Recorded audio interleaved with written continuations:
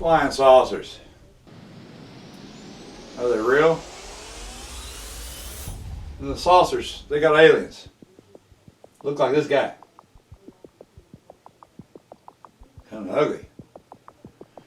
Anyway, are they real? Nobody knows for sure.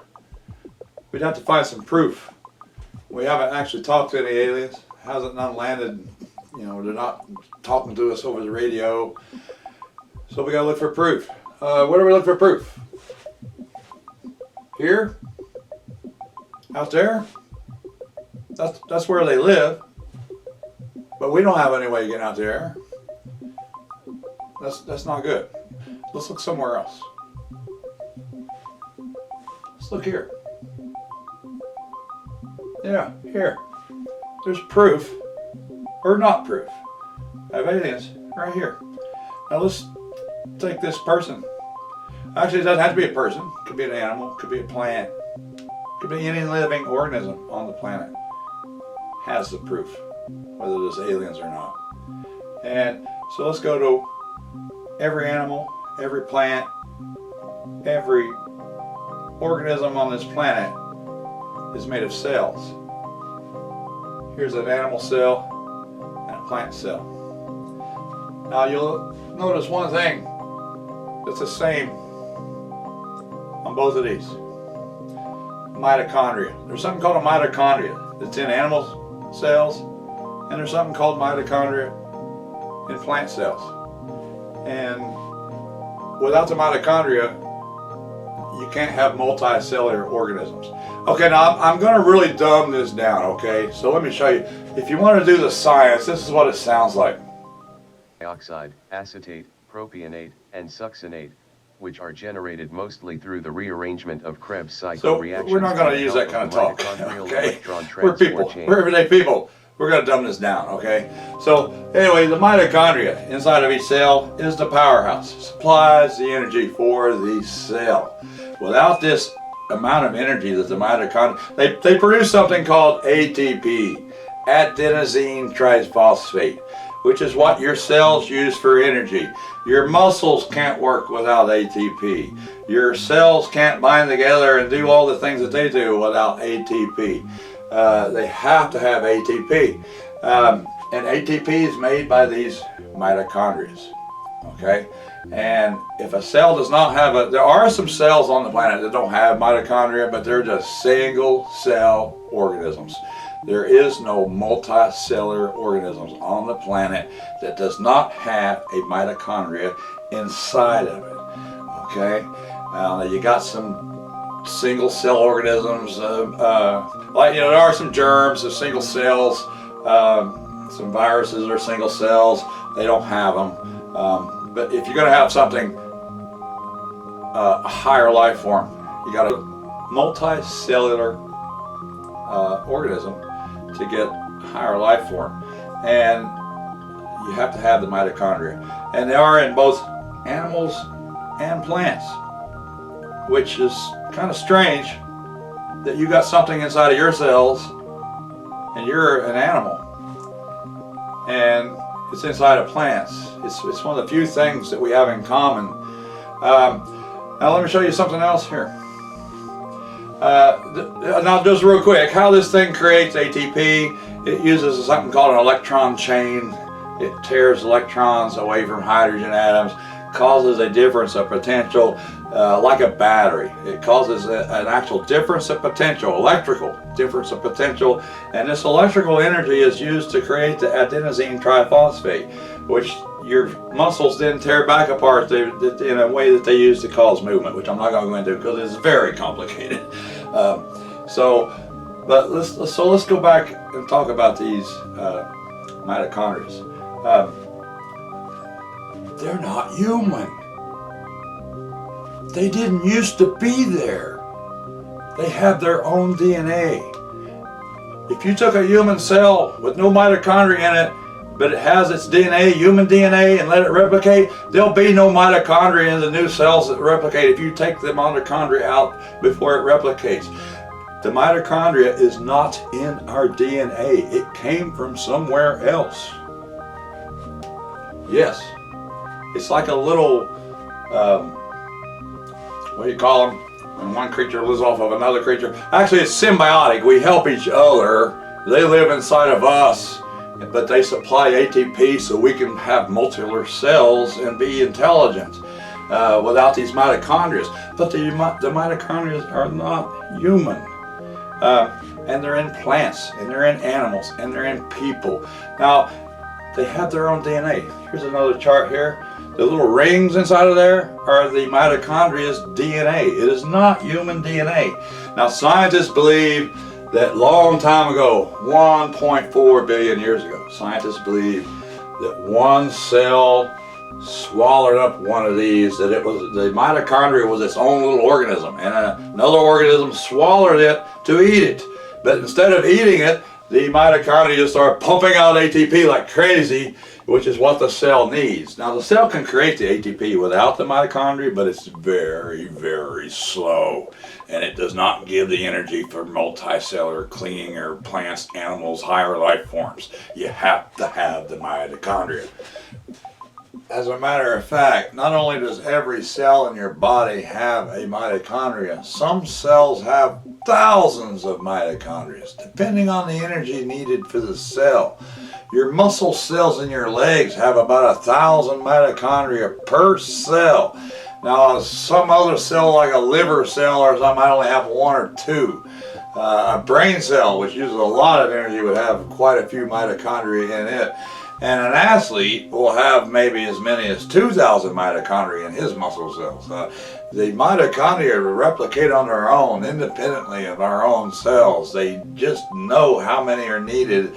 And if a cell suddenly no longer needs all the energy, the mitochondria just kind of die off down to a number that they just regulate themselves on their own. It's just weird. Another thing is that it's only passed down through the mother. You've heard about DNA that only passed down through the mother. They're talking about the mitochondria, which is not actually human DNA, and that's why it only passes down through the mother. It's in the mother's egg she has the sperm. Does not donate any mitochondria. It only donates human DNA. It doesn't donate any of the alien DNA. The alien DNA is inside the mother's egg. The sperm does have mitochondria though. It just doesn't donate it to the egg. You look at this. See the mitochondria right along the stem of the tail there? It's the powerhouse. They got to wiggle that tail. That sperm has to swim for 2 days. Try to get there first before anyone else. So the more mitochondria he's got, the quicker he'll get there. But these mitochondria don't get into the egg.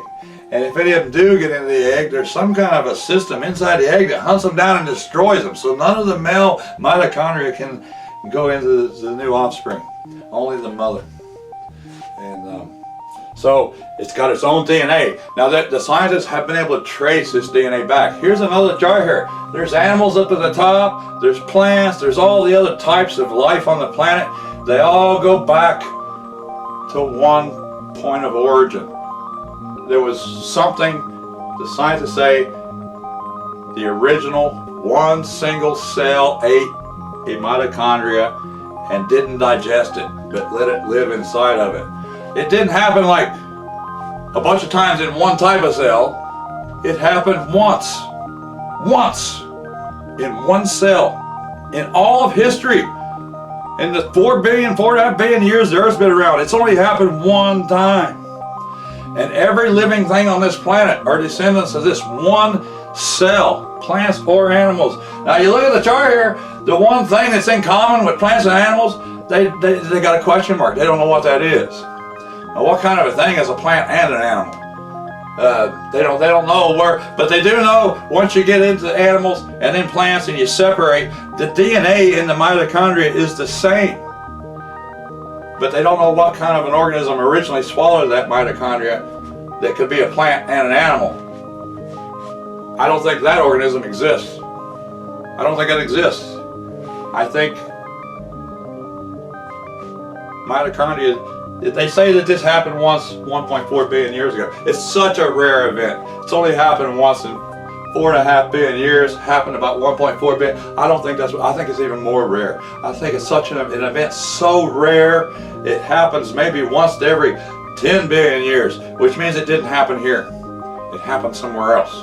It happened the way the scientists say was something that was a plant and an animal combined. There's nothing like this on Earth. There's maybe something like that somewhere else. Anyway, somewhere else, maybe 8 to 10 billion years ago, mitochondria was absorbed into another cell and an intelligent life formed. And then that life grew to really intelligent life, and until they were able to travel in space and time and move across the universe. And what that means is, as they went around the universe, they found life everywhere. Lots of life, but only single cell organisms. No intelligent life anywhere in the universe.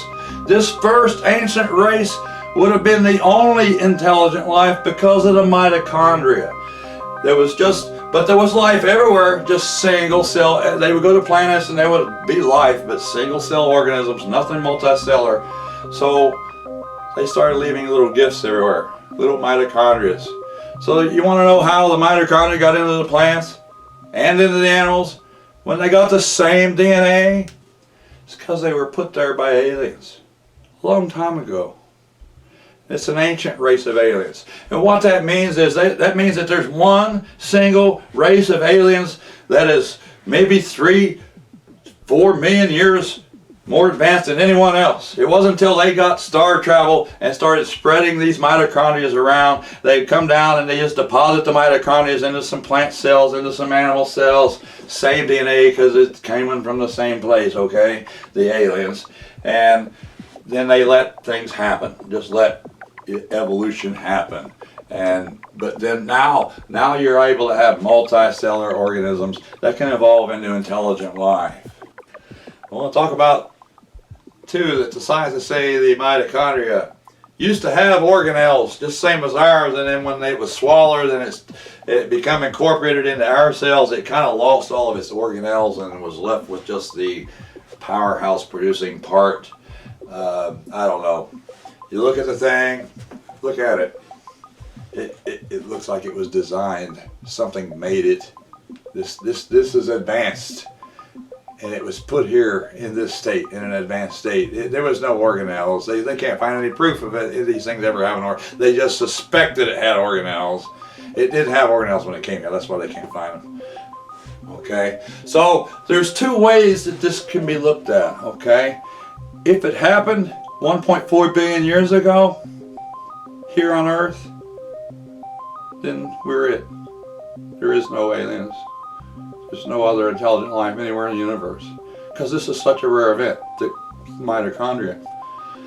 No, I don't believe that. There's UFO sightings. Oh, there's too much things going on that makes you think that there may be aliens. I think the other flip of the coin is there's life everywhere, but there's only one super advanced ancient race. These ugly guys that just came in, this guy. These are our great grandpappies, like 8 billion years ago, or 8 million years ago. And then 1.4 million years ago they made it to the Earth. They've been traveling around the universe dropping these mitochondria off, causing advanced lives to start happening everywhere. But they didn't get to the Earth till, the universe is a big place. It takes time to move all around the universe. They didn't get to us till 1.4 million years ago. Maybe they're not even actually traveling here. Maybe they're encapsulating these mitochondria and just shooting them out into space and letting them fall into planets, and maybe they're protected somehow to make it through the atmosphere. And then once they get here, these single cell organisms that are here eat the mitochondria, and then the capsules they're in dissolves and they become part of that cell and allow advanced life to happen. So anyway, that's my theory. Okay, so there's either just us, or there's tons of life everywhere with one really advanced race of people out there. And so anyway, I always put a song on following every video, so because of this whole thing I just talked about, I'm going to do Peter Frampton song, the mitochondria, it's in us, but it's not human. It's alien. So I'm going to do a Peter Frampton's I'm in you, you're in me. That's my cover to go with this video. Anyway, see y'all later. I hope you liked my video.